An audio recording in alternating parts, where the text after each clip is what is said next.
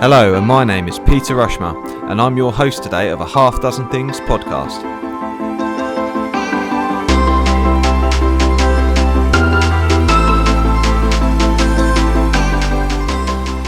A Half Dozen Things is a podcast for business owners and professionals just like you.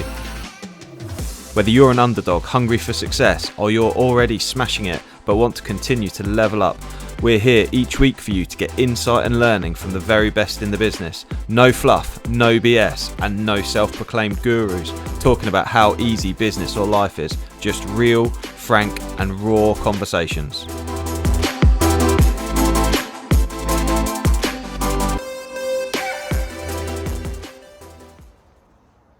Right, I've got them down here because first, last night, it was about, I don't know, 1 o'clock this morning. Yeah. So, And are you okay us for me having this as well, yeah? yeah. Right, okay. Yeah, because you can use it on your website and whatever. Oh, And appreciate it. And Let's turn this up then. it's all right listening to podcasts, I think. I personally like to see things as well. I agree, yeah. No, I So- totally agree. We was probably the first people in 2000 to start videoing products. Yeah.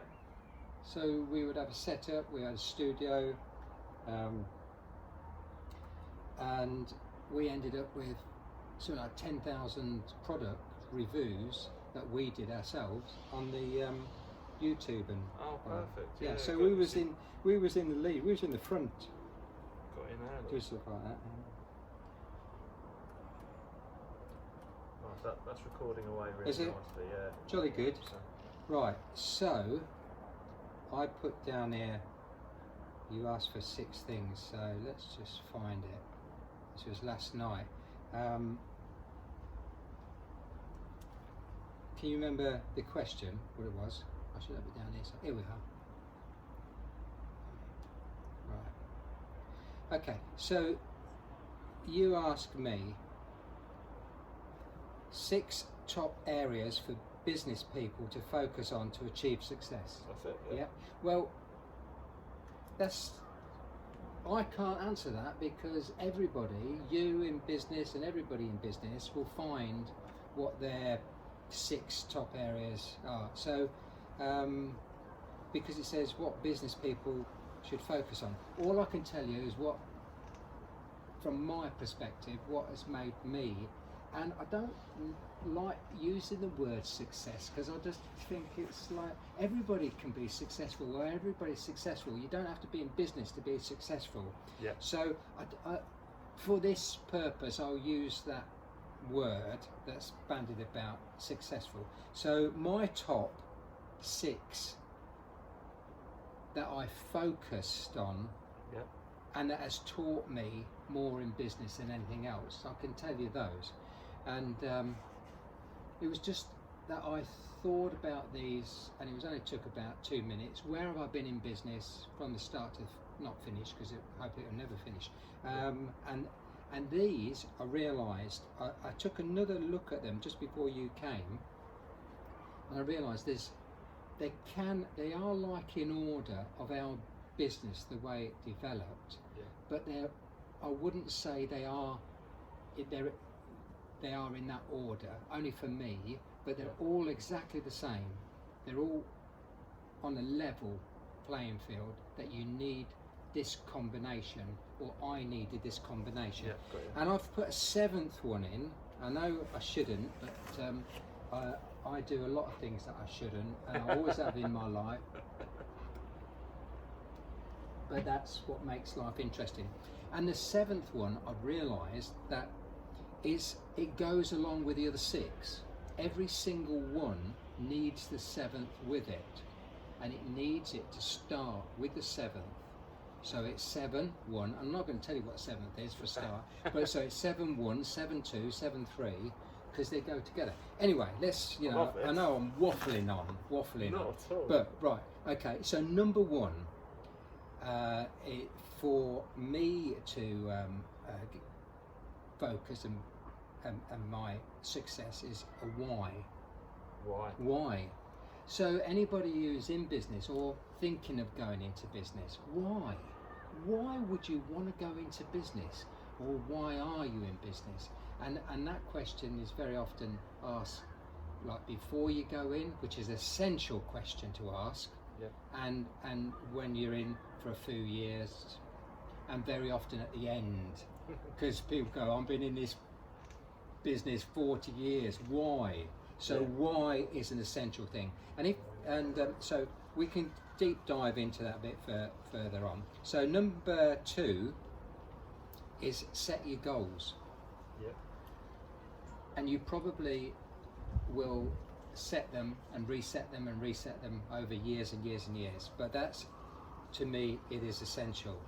The third one is time and motion.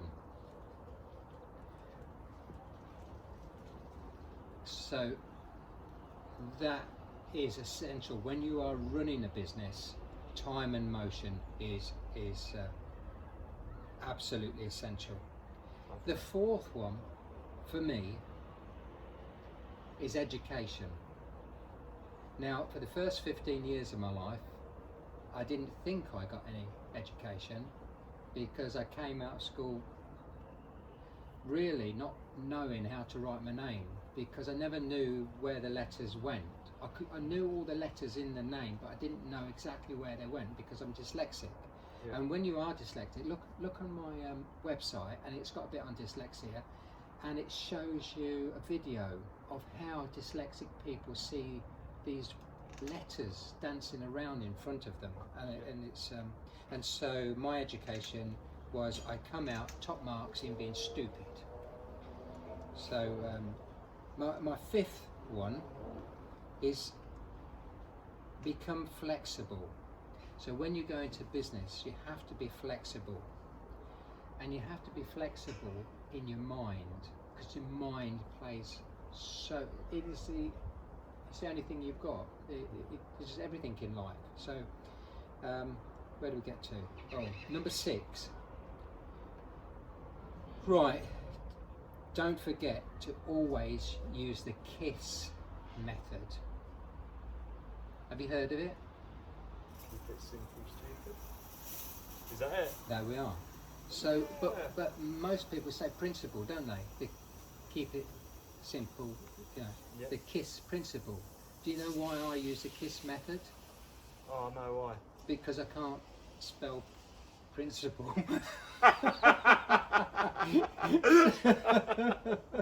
So you know, you get to this point, and I normally can have dictation, you know, and go, how do you spell principle? But my phone had gone wrong today, and Marilyn took my phone to the phone menders, and I hadn't got my phone. So but last night I did put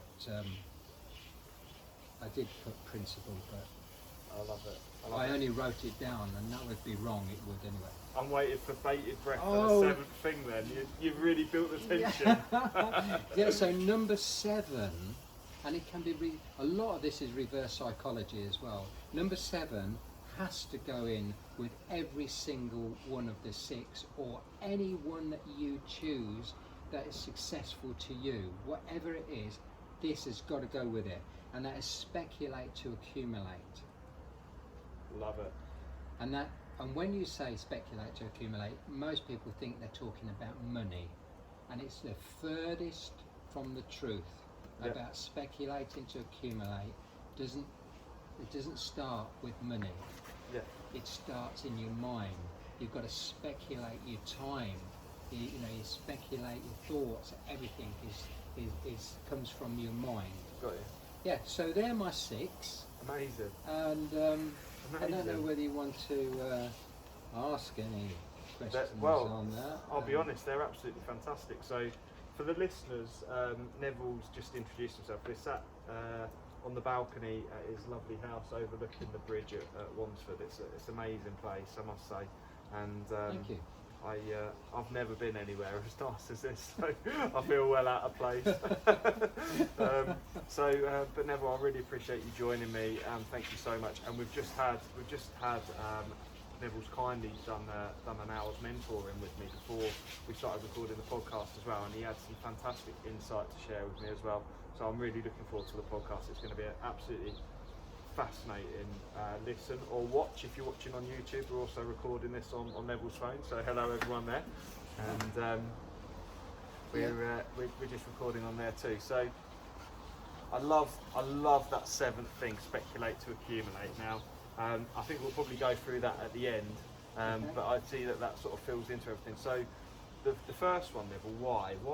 What's your big why? You must have worked really hard in your time, Yes. particularly with kiddie care. And what was it that kept propelling you to keep pushing and growing? Well, you have to go right the way back to when I first met Marilyn, and that was in 1966. So we decided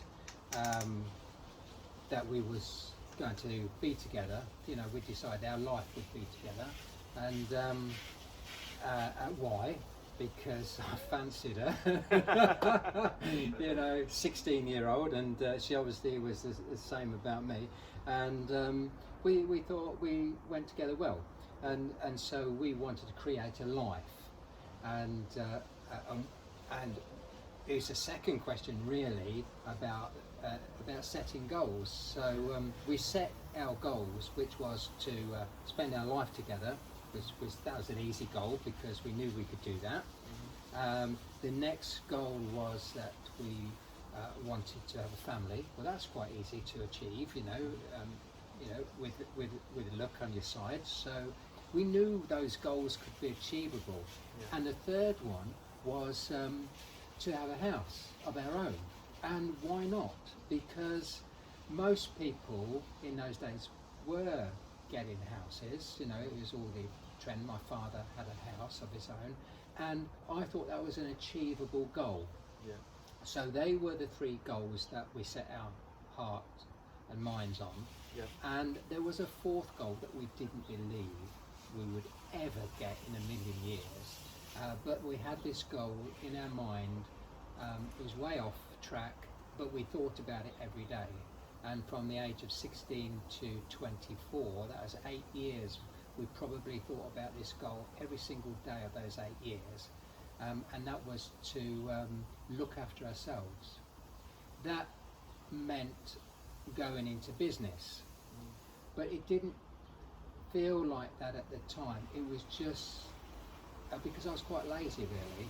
You know, I didn't like most of the jobs. I had 17 jobs, and I wasn't very good at keeping a job. Yeah. Because one, I was so active with my ADHD. You know, I wanted to be there. I knew it all. I wanted to be there before it was time. Yeah.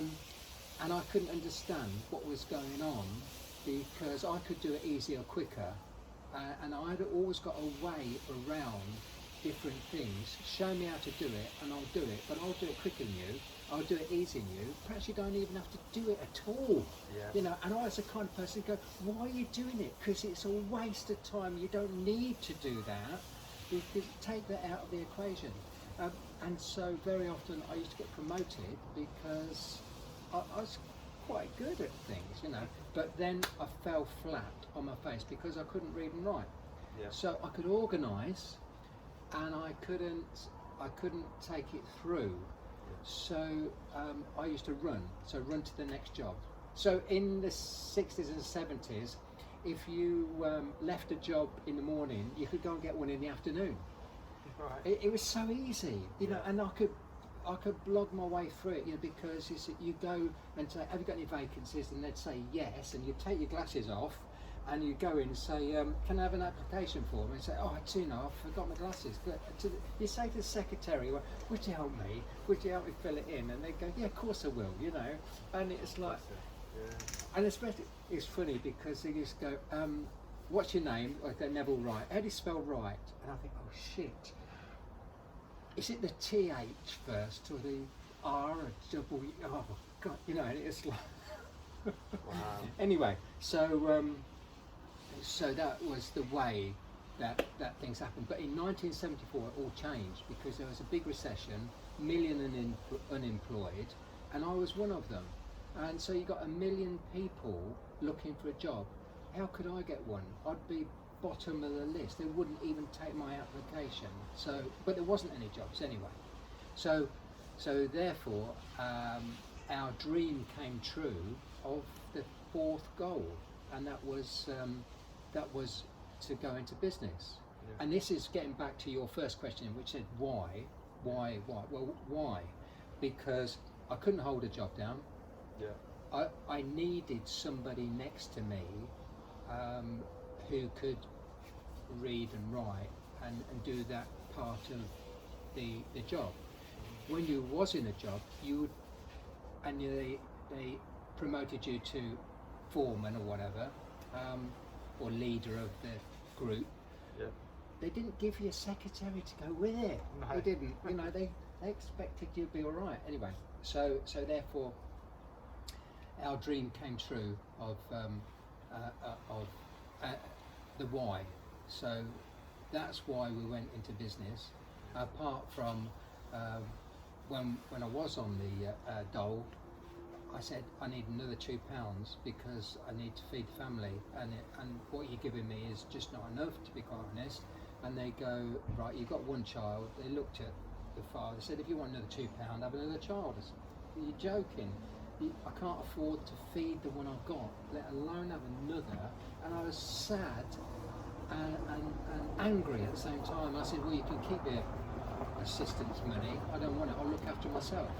So I think your back has got to be against the wall, and my back was against the wall because for that 8 years of being in work and wanting to be self-employed, it was never the right time.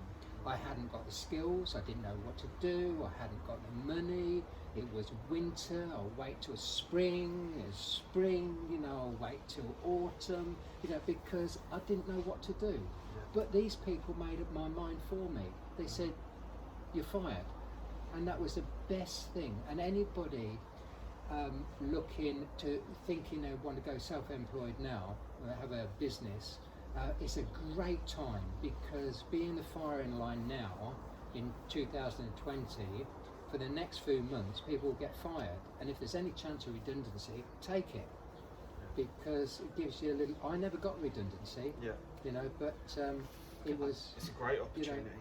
That was it. No, I appreciate that. Yeah. And there's actually two things that I'd like to ask you sort of further questions on actually around that. And so one of them is like, from a motivational point of view, we talk about why and motivation, and then the second one being about sort of your teamwork with Marilyn, because it resonates with me, because Maggie and I are in partnership, and actually we're like chalk and cheese, and actually, but she is kind of like. Saying Marilyn and I like chalk and cheese? I think that was sort of what I was asking is that is it good that, like, your partnership where you've worked together for so many years, what's been so special about that blend of your skill sets? Well, it's easy. I mean, you're doing something for somebody, you're not doing it for yourself. Yeah. You've got this why am I doing it? Well, I'm doing it. I would imagine she's doing it for me. Yeah. I'm doing it for her. We wanted to be secure. If there is anything called to, I know now there isn't, but we thought, because we come from a job background, and people who take jobs generally want to feel secure, and so that came over from that mentality. And I know security is really just inside you, and so we wanted to be secure. So I wanted to make a good life for Marilyn, and because she was very shy, she come from a background of a family with only children. Children don't speak until they're spoken to, and a good slapping would put paid to any child that speaks out of turn, out of whatever. If they're not spoken to, then and if they decide to speak for themselves, then they give them a good slapping. So if you've been brought up for 15 years in that environment, then it's going to affect you. Yeah. And so I was the big, strong man who would protect her. Yeah. You see, and that's it. And I would want to give her everything that she wanted, and she could help me, because there was things that I wasn't any good at. Yeah. So Brilliant. yeah. Brilliant, that's perfect.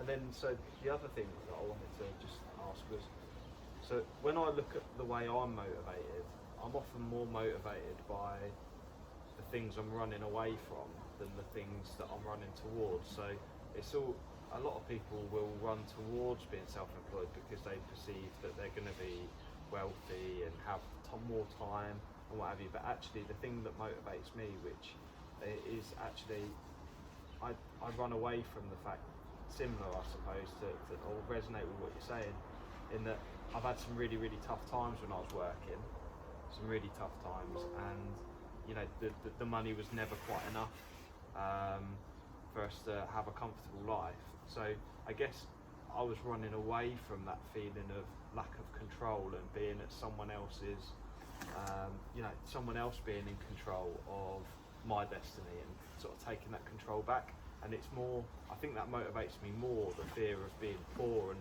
the children not having choices, than actually the joy of having security and safety and stability. I guess it's kind of the way I look at it. So it's the running away from. And would you say that where you're pushing away from, is that more motivating, or was it more that you were running towards something? No, I wasn't running towards something. No, running away. And it's, what don't you like in life? Make a list of why. Going back to why, just get an A4 sheet of paper, put a line down, and then put 2 columns. What don't you like? What do you like, or what can you imagine you like? Because you never know what you want until you start to get it, and you never know that not the boundaries, but the amount. You can have anything in life that you want. Yeah. And a lot of people don't know that, and so they're restricted. So what don't you want? That's the thing. And then how do you get rid of that out of your life? And so that is what pushes you forward, not what's, because a lot of people, I nearly said, stop the recording, let's have a good laugh, when you said a lot of people going to being self-employed thinking about their money. And let's have a good laugh about that, because money comes along as a byproduct of doing things right and helping people, and the more people you help, the more problems you can solve and the more valuable you will become. And so therefore it's a total opposite when people say to me, I want to be a millionaire, I want to be a millionaire, I want to be a billionaire, and then they'll say things like, if I'm just waiting, if I could get the same deal as you got just now on that property, I just need that one deal, just need the one deal. Okay, well, you never get that deal because you've got to be in it to win it. So that deal that come along last week that made me £350,000, right? That deal it wasn't last week, it started 45 years ago. 45 years ago when I went into business, when I started paying my bills on time, or before time, and when I said I'd turn up, and I did turn up, when I said I'd buy a property and actually I went through with it. All of these things go towards that deal today. And when people say, if I could just get that one deal like you've got, then I'd be on my way. No, you won't, because you'll never get it, because you haven't got that track record, and you need to start small and get that track record. Love that. The track record is so important, and actually it's something that I've learned over just being in business a couple of years, is that if you make people so excited by the support and value that you give them, and they tell other people, then that will snowball your business as well, won't it? It will. And that actually is something that we were talking about just a moment ago. So moving on to the sort of the second area, which is around setting goals. Yes. How do you work out what your goals are? How do you set them? And do you do it regularly? How many do you have at once? Yeah, well, it's like in my book, right, which you've got. Some lucky winners are going to be able to read, and they've been signed, and it tells you everything about setting goals and why they're so. no goal. I say in my book, no goal, no life, and that's really, really true. How many people haven't got a goal, and I can tell you their bank balance if they haven't got a goal, or if they haven't got any goals. So I do say in my book about you need goals for your work, your goals for your family, your goals for your friends, your goals for your marriage, your goals for your children, for your future, for your business. Lots and lots of goals for your fitness, for your health. Goals can go on for infinitum. Everything can have goals, and goals within a goal. So that's the best, because you're using your time and motion. You're using it twice or three times at the same time. But I forgot the question. Was it? It's around setting your goals. Around setting goals. Yeah. So. Just stitch together. Yeah, that's all right. Yeah. We'll just be able to cut that bit out anyway. Well, or you can leave it in if you want. It doesn't matter. It's life. It's life. That is life. Yeah. Life He's is a sharp end. one of my tenants. Yes. Oh, okay. I've got 160 tenants. Wow. And I'm amazed it hasn't rung before now. To be fair. Well, I am. But other people do sort things out. They do. It's just that he's not only a tenant. He's a mate of mine. So it's that's.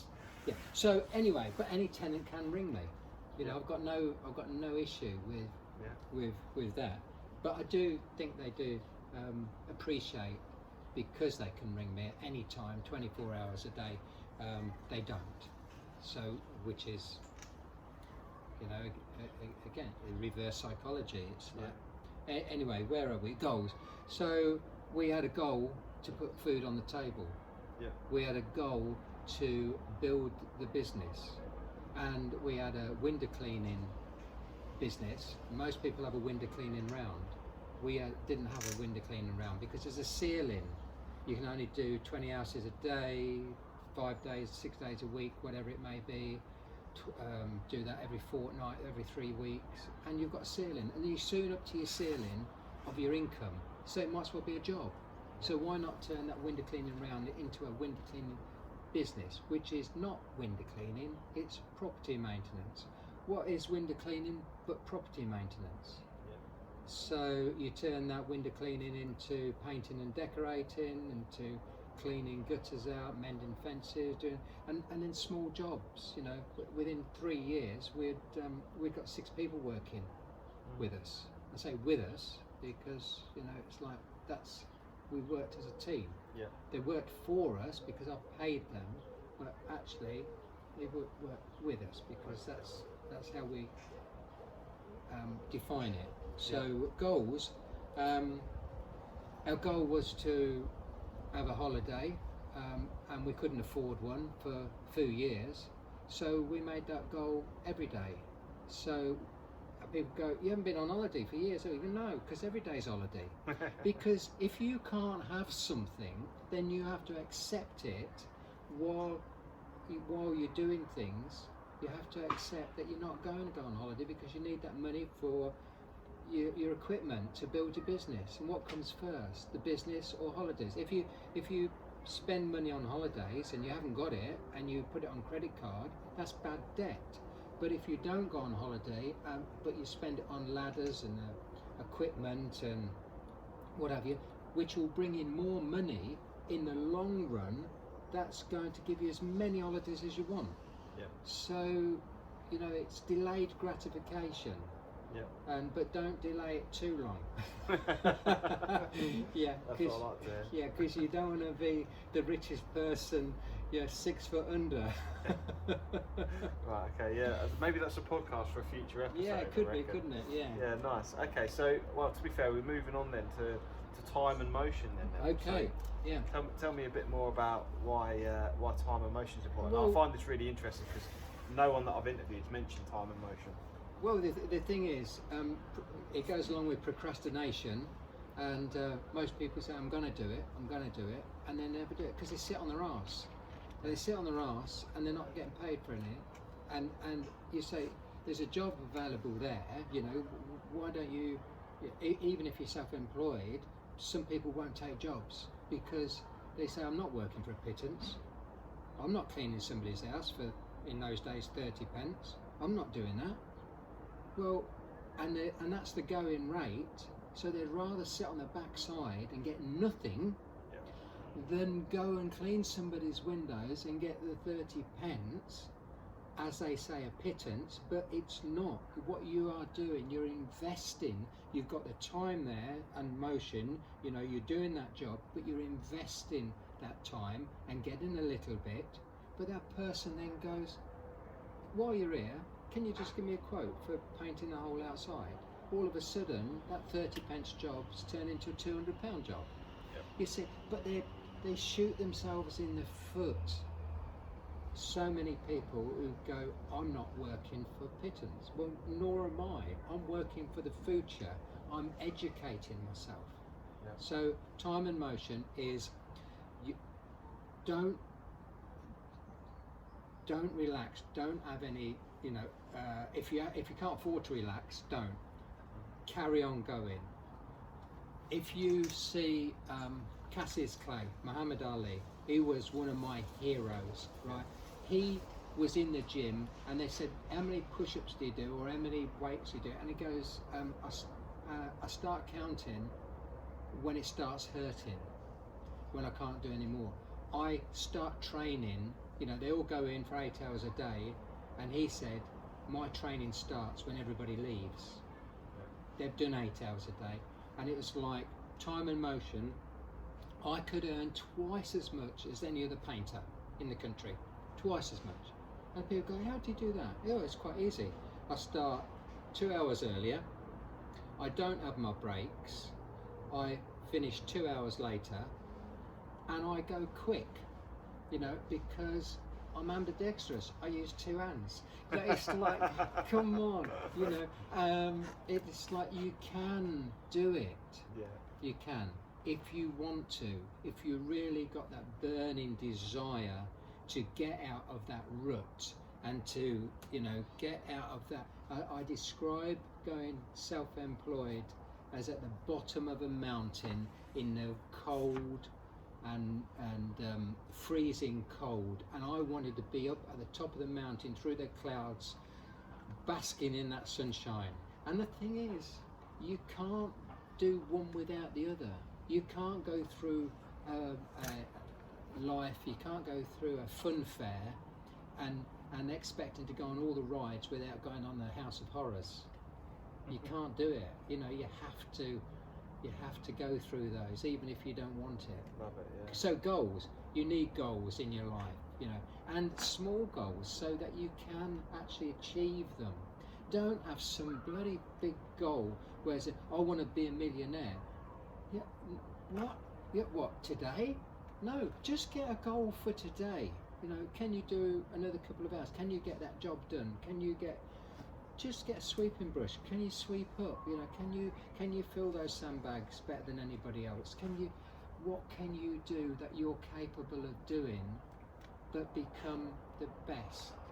You don't see footballers saying, oh yeah, it's I only work on a Saturday afternoon.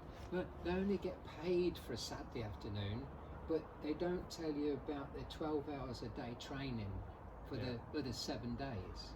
And people go, oh, he's on 60 grand or whatever for that match for 90 minutes. No, he's not. He's on that for all of his training. Yeah, you know, definitely. Look at Beckham, how, you know, he started about 8 years old, you know, and you find it with everybody, sports people, or everybody who, singers, just practice. Yeah, Their goal is, you know, they've all got goals. I think you're absolutely right. I think one of the things I've realised there's no shortcuts. There's just the hard yards, and you just got to put the hard yards in. But that's the exciting thing. Yeah, because you've got to enjoy the process, haven't you? Yeah, and if you don't, lie to yourself and tell yourself you do. Because, I needed to hear that. That's something I needed to hear. You've got to. You know, in the early days, you have to. You know, I'm the best. I'm fucking useless, but I'm the best. You know? I love that. Yeah.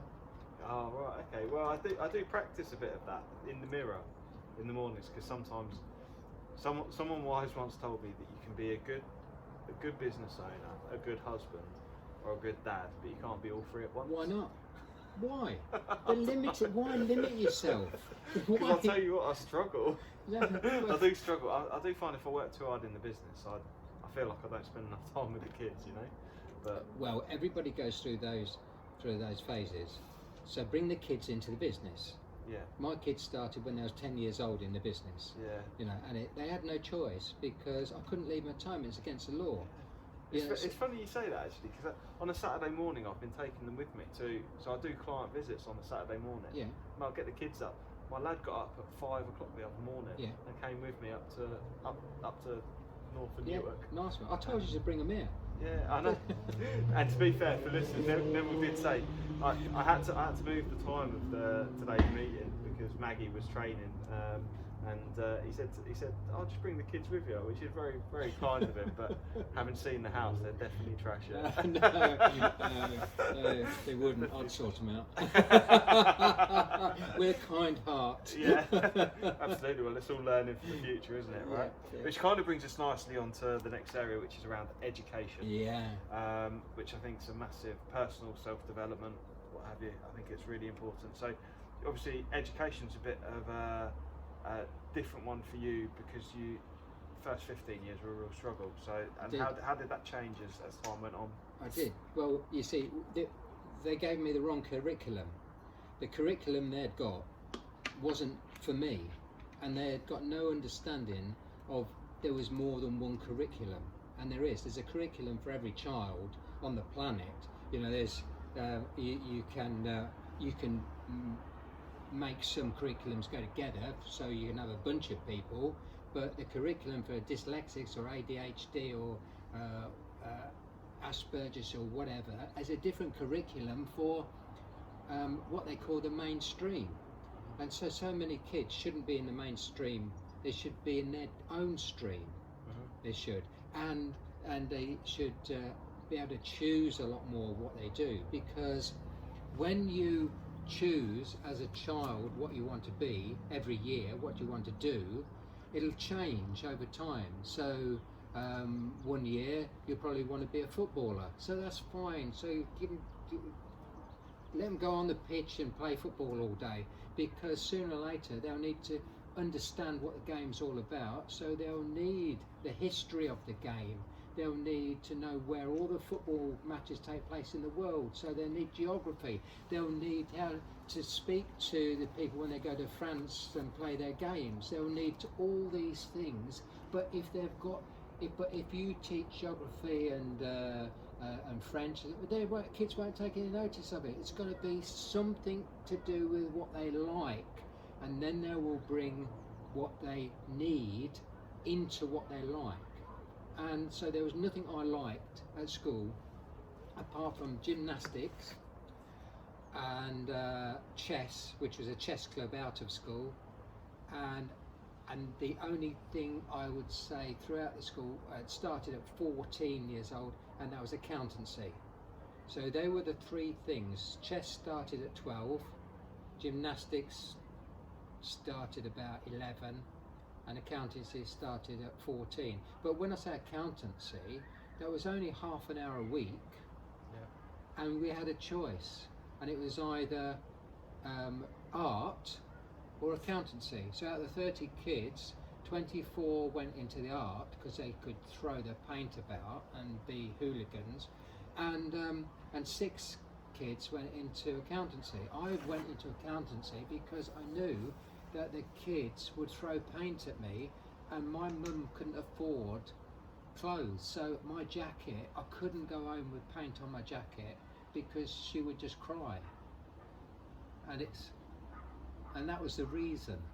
So different reasons for different, people go, oh, you've sorted that out, whatever it was. No, there's always a reason for something, and it's like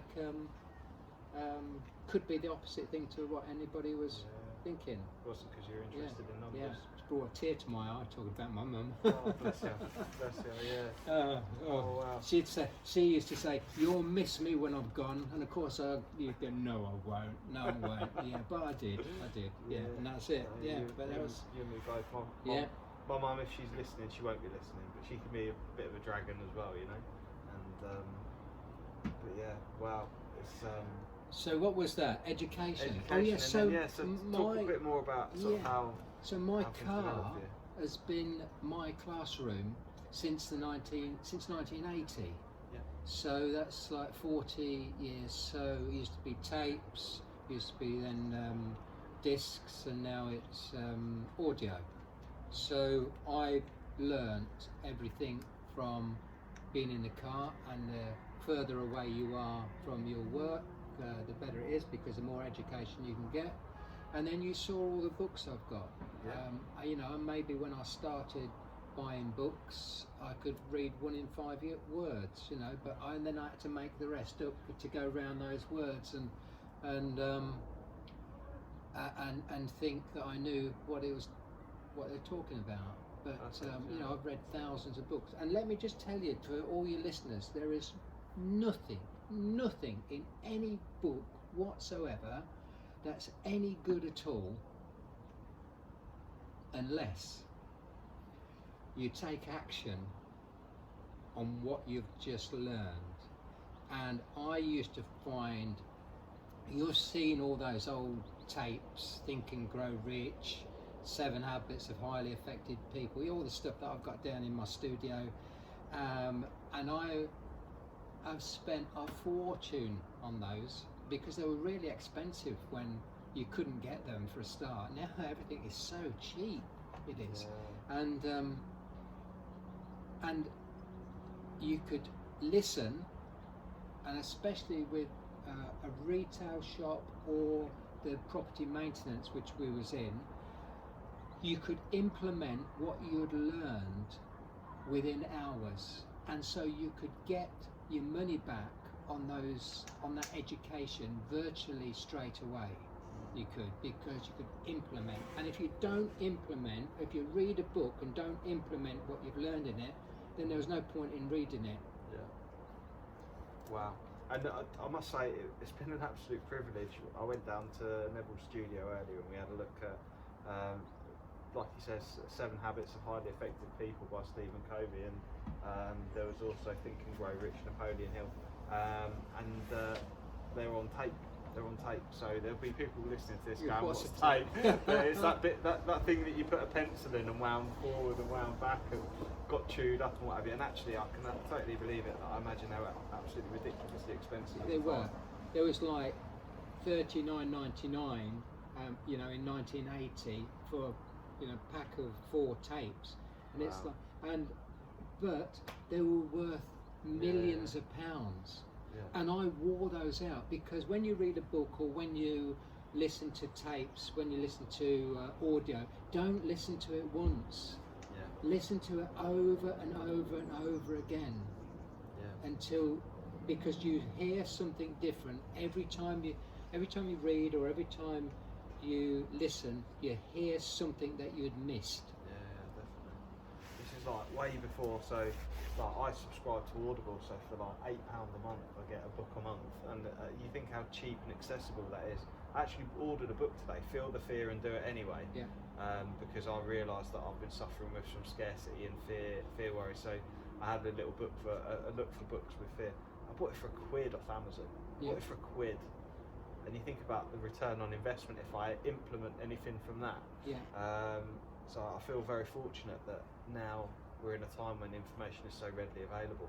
But I look at my friends and they don't listen to podcasts, they don't read books, and I think, well, a person, it's such an opportunity. Yeah, a person who can read but doesn't is on the same level as the person who can't read. Yeah, absolutely. And a person who reads and then doesn't implement, then, you know, and they, I don't know, I've got an answer. Anyway. Well, they've actually wasted their time totally then, haven't they? Yeah. It goes back to time and motion. They've wasted their time. Definitely.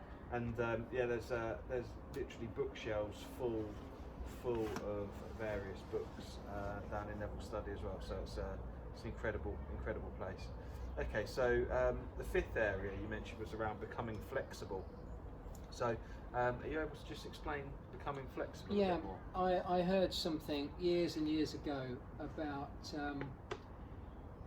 you've got to be like an oak tree and yet be as flexible as a willow.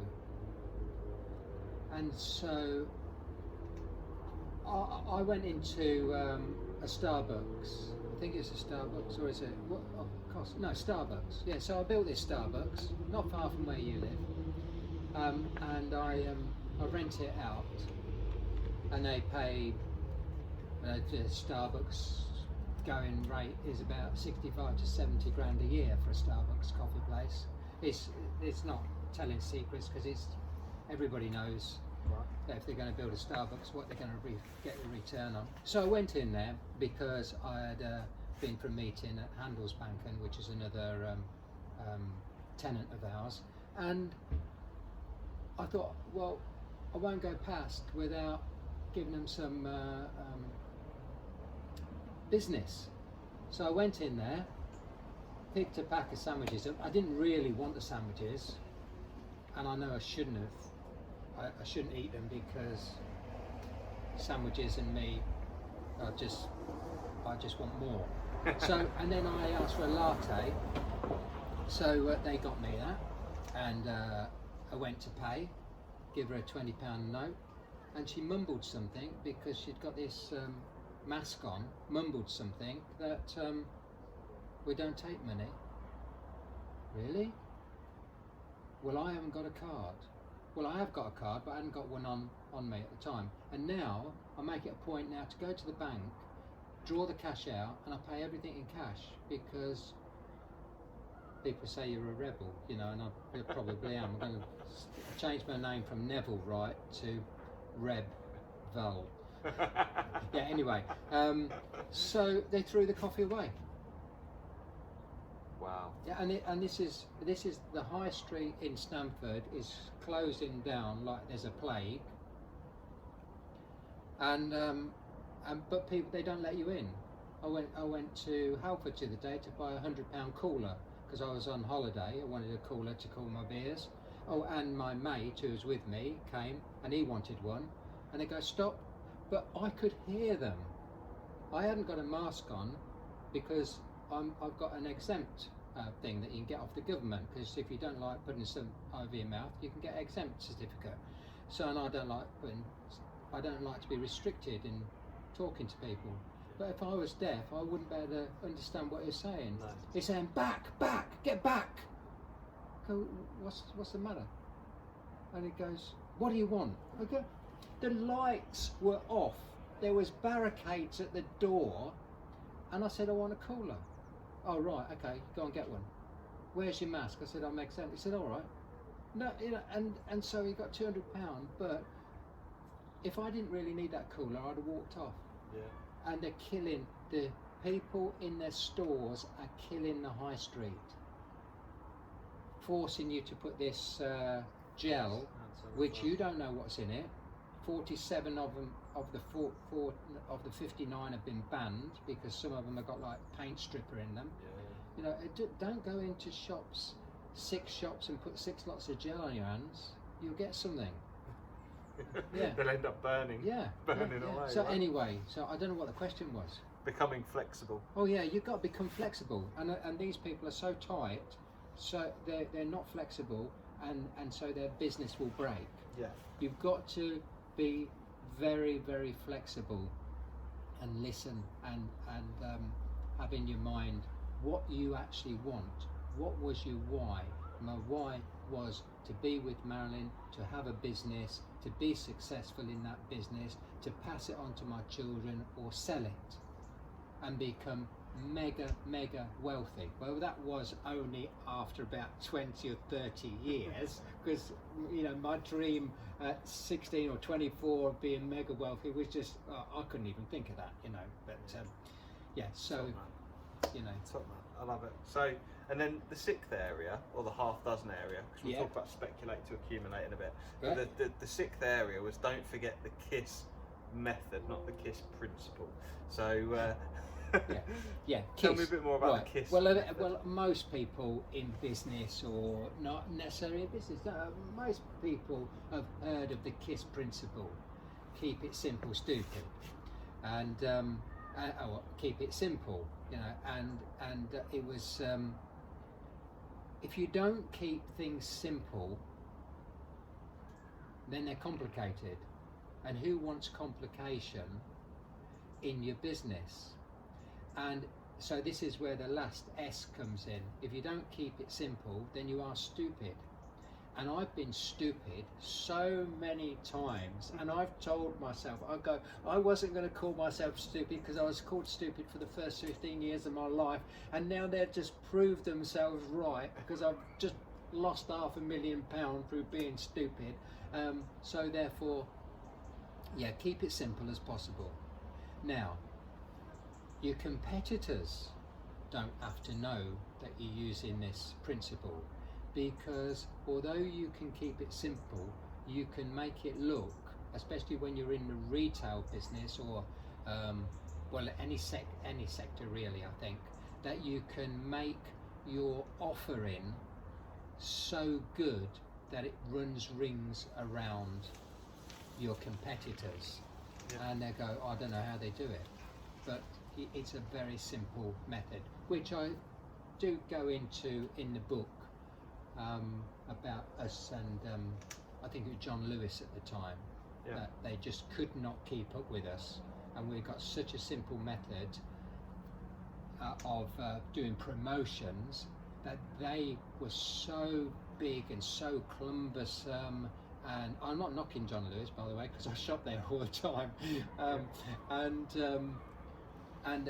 that was good for us. It was really good for us, because we did the same products as them,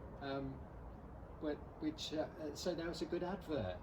Yes. And so by the time they'd got their head round, and with their way of doing things, we was on to another thing. So they couldn't keep up with us. So keep it simple, but make sure that your business is flexible, and makes it look to your competitors far more than there is, I should say. Yeah. I'm not saying pull the wool over our eyes. I'm saying everybody wanted a pram at the recommended price, not the customers, but all the other shops, all the manufacturers wanted everybody to price the same. So I just used to do price the same, but then I'd give a free cot. Yeah. You know, and they couldn't get their heads around that. So instead of discounting it 30%, I would take my cot, which was at cost, put the value up on that, which was true, and all of a sudden you've got two for the price of one. Yeah, amazing. And I certainly, as a young person growing up in Hampton in Peterborough, I certainly benefited from a few of those deals in my time. So. Good. Yeah, good. Thank you very much. I really appreciate that. No worries at all. I just wanted to track back. It was really interesting something you just said, and if it's okay for me just to just explore it a little bit. Yeah, go But for it it. said a lot about your mindset, and that was around John Lewis being good for you as a competitor. Oh yeah, brilliant. And Mother Care and Toys R Us, brilliant competitors, absolutely fantastic. We wouldn't have done so much business if it wasn't for them. Okay. Do you want me to go a bit further? Yeah, a little bit. Right, we see that they all had catalogues. Yeah. They all had lovely pictures, and they all take their photographs, and they all put prices on.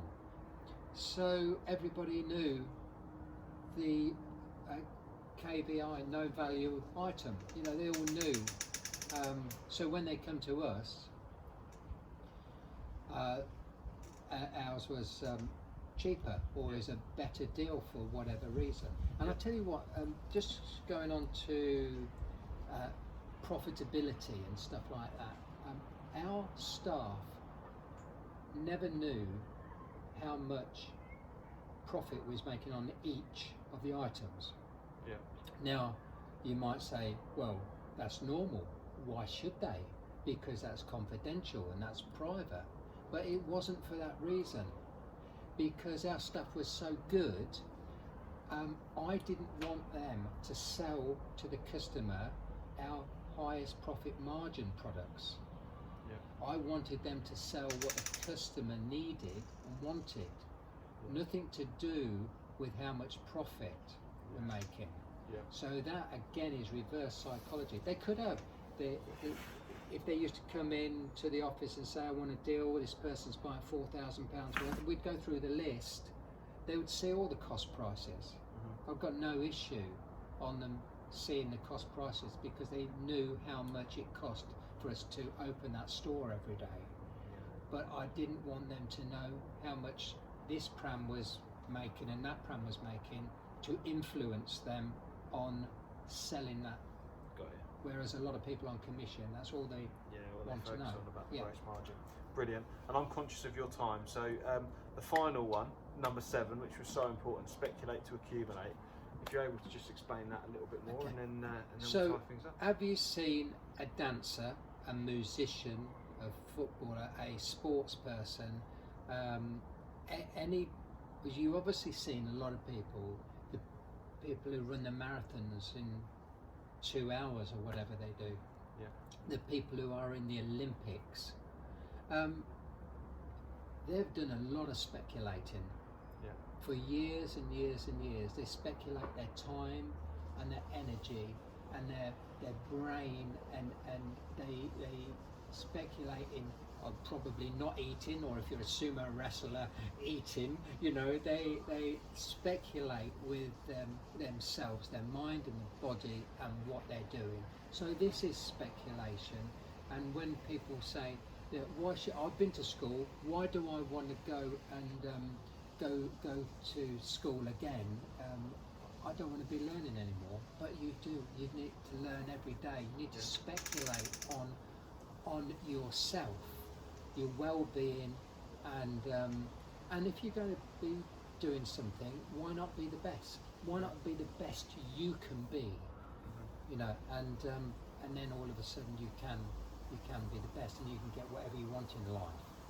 With having that attitude. Then of course people go, well, you got a good deal on that. No, I bought some land a couple of years ago, and when we was clearing all the debris and the trees and the rubbish and where people had been camping, where we cleared it, people was coming along going, do you own this now? I go, yeah. Well, I've been trying to buy it for 20 years. Yeah, but you didn't pay the right price. You didn't pay the going rate. So you just thought you'd pick it up cheap. And I've no end of people come saying, I've been trying to get this place for 20 years. How come you've got it? Because I paid the right price. You have to pay the going rate. And if the going rate is pumping iron for 6 hours a day, or running for 6 hours a day, or learning your skills, being in front of a customer, this is the price you have to pay. But then people wonder why you've got it and why they haven't got it. Amazing, fascinating stuff.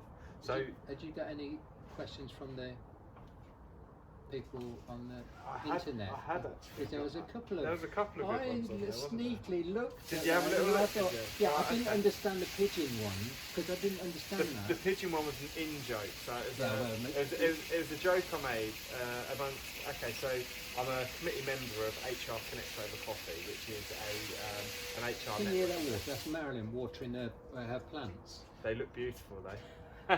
Oh, she's here. Hello. Looks like we're going to get started. So the pigeon joke was the two women I said it to hadn't, and Nikki and Katie, if you're listening, I'm talking about you, they'd not heard the saying before, but I said to them, one of them was a bit frustrated, and I said, well, you can't soar like an eagle if you fly with pigeons.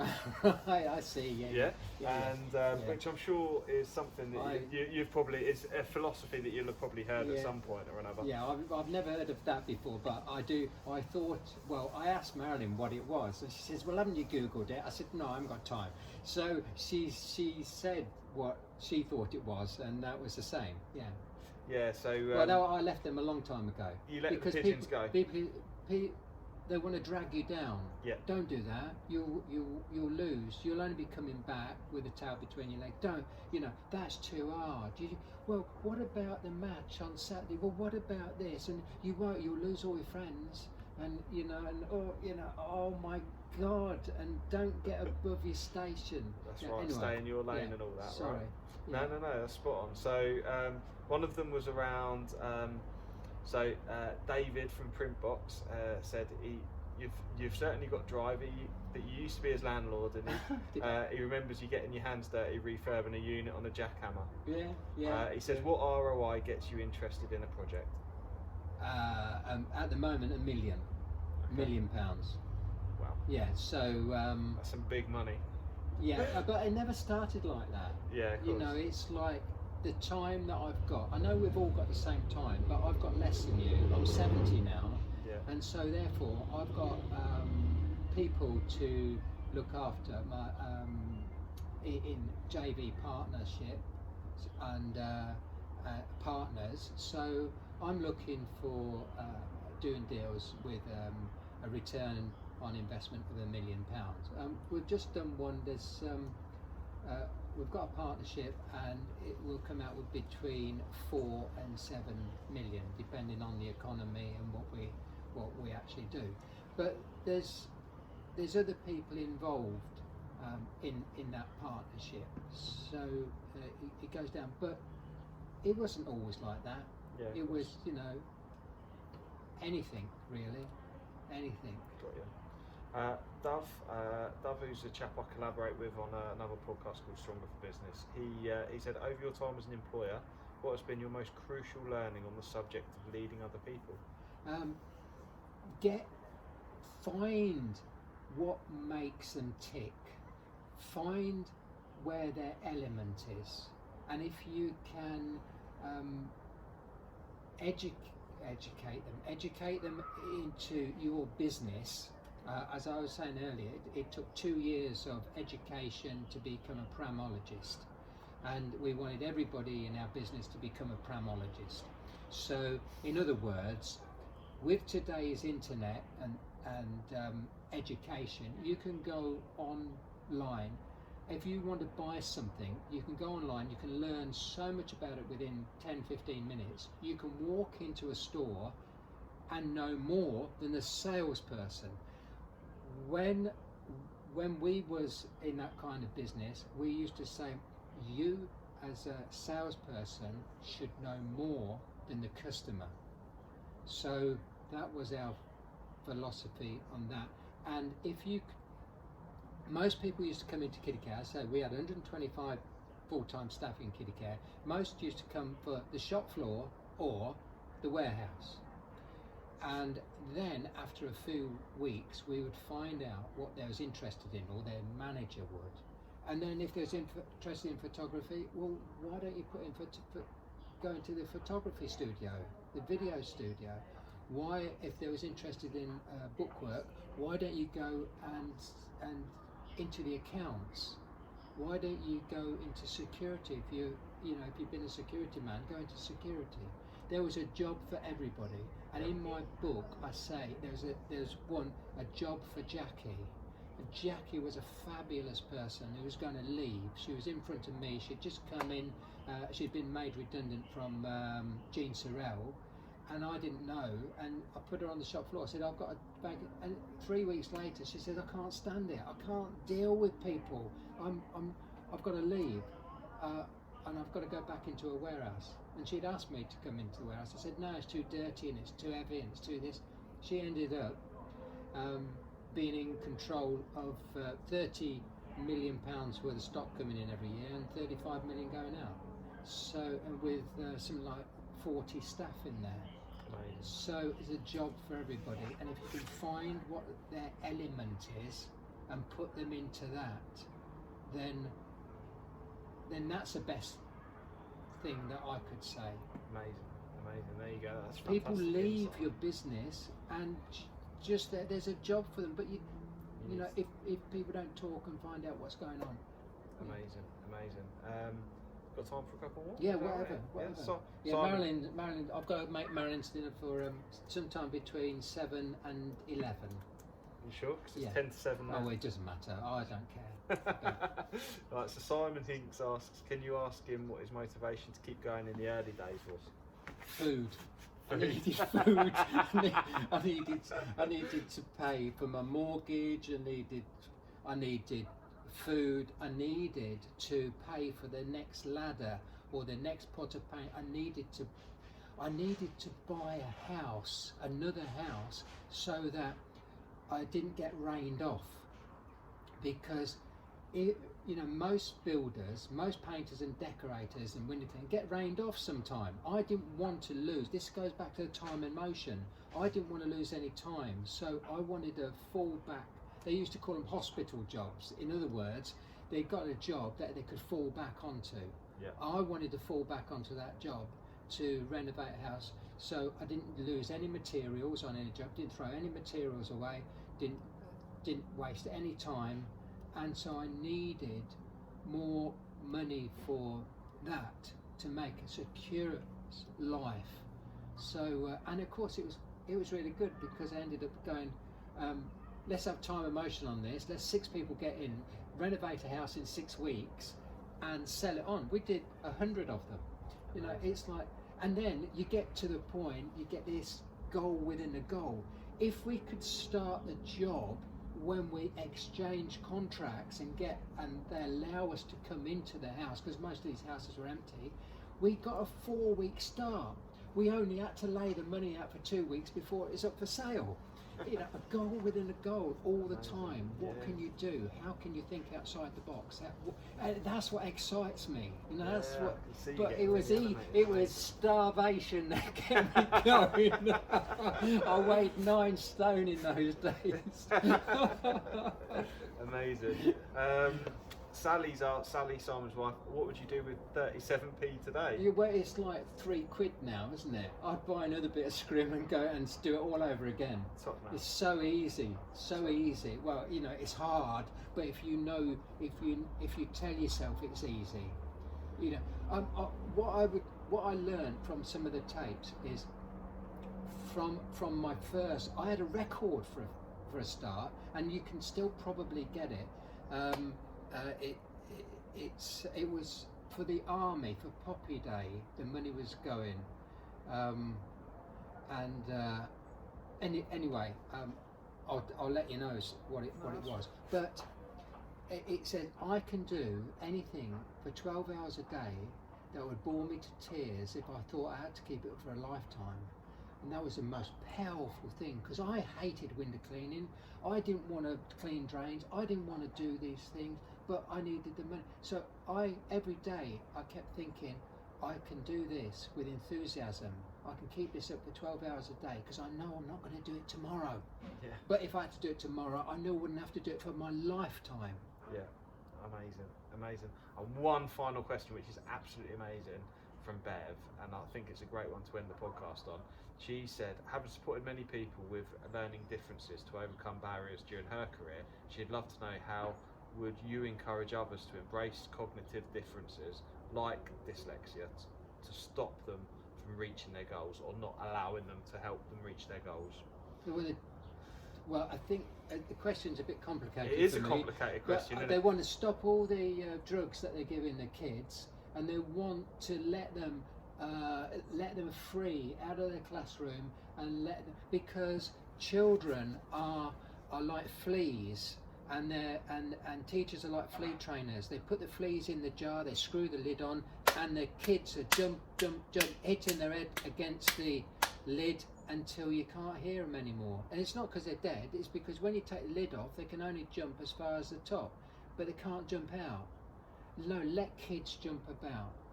Let them have all their senses. When they've left school, let them leave school with all their senses and all their creativity, because I believe these kids who are a little bit different from the mainstream are the leaders of the world, are the innovators, they've just got it. They have, and And why not employ all these people? They may be a bit quirky, but they can bring so much that, you know, it's there. So amazing. hopefully I've answered that question. I don't know really what the question was.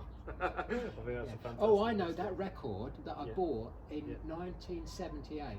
It was called Just for Today, and it was well-known people just doing verses on it, and it was for the poppy appeal. Just for today I'm going to be happy. Just for today I'm going to try my best. Just for today I won't criticize anything. Just for today I'll improve myself. So it's like that type of thing. You know, it's a throwback from the last war, and and that really motivated me, especially that 12 hours. And Muhammad Ali said, a reporter said to him one day, Ali, if you wasn't the greatest boxer in the world, what would you do? He said, I could do anything. He said, if I was a dustbin collector, he said garbage collector, I would collect more bins than any of my competitors and do it before they ever got up. You know, and I thought, just a minute, that changed my life. Yeah. I thought I was the lowest of the low, a window cleaner. I thought I can't read, can't write, a window cleaner, I'm the lowest of the low. Muhammad Ali said, I would do what you're doing and I'd do it better than anybody else. My thought, my vision, my attitude changed just with that one sentence. Amazing. It's incredible. And that's why I do this. Yeah, you're so passionate as well. It's incredible. So, Neville, thank you. We've gone well over the hour mark. But Sorry about that. No, don't be, because there's loads of insights. But just finally, it's your opportunity. Like, obviously, I'm going to do a bit of a winners thing with books and what have you. But tell the listeners a bit about your book and sort of where they can find a bit more about you. Well, I wrote a book a few years ago. It's called The Answer Is Yes, No, What Is the Question? It's basically 40 years in business and all the shit that goes along with it. Sorry about swearing. No, and all the red tape that should be abandoned in a lot of situations just to try and keep you down, and all the problems that we went through, and the highs, you know, and the lows, and what to expect in business, really. And so I think about 97% of people don't make it to the 10th year in business because of these hurdles they have to get over. But what I'm trying to say is, hang in there, expect this stuff to go on and embrace it and laugh about it, because it's just the way the world is. And so you can get that on Amazon or NevilleWright.com. I've got my website, NevilleWright.com, which is like life. It's always under construction, and I think you can get a few tips and some interesting things there. If you buy my book, I guarantee that at some time you're going to laugh and sometime you're going to cry. And if you don't laugh or cry, I'll give you your money back. But I tell you what, it's like, it's real, it is. And I've had some good reviews about it. And all the money goes to charity. I've helped 18,000 people or more with the proceeds from it. I'm really proud of doing that. And that's it. I don't know what else to say. No, Neville, you've been an absolute star, and I can't wait to get my hands on the book, to be honest. So I can't wait to listen it back to the podcast. So thank you so much. Okay then. Really appreciate it. Thank you very much. Thank you everyone for listening. I hope you've enjoyed the podcast. Do leave us a review and subscribe and share it with your friends and share Neville's insights with everyone you know, because you know what, everyone can take something away from Neville's wisdom. So thank you very much, and see you again next week. There we go, mate. Done. Good. Thank you so much for that. That was brilliant. I really appreciate it. That's no problem. Thank you very much for that. You're welcome. I feel like I've taken up way more than 2 hours. I really hope you loved today's episode, and if you did, please make sure you subscribe and listen out for future episodes too. Please do share it across your social media channels. We hope to reach more and help more people. If you want to find out more about me, my name's Pete Rushmer. You'll find me across any social media channel and my business Flagship Partners, and we're your partners in success across your business. Thank you. See you again soon.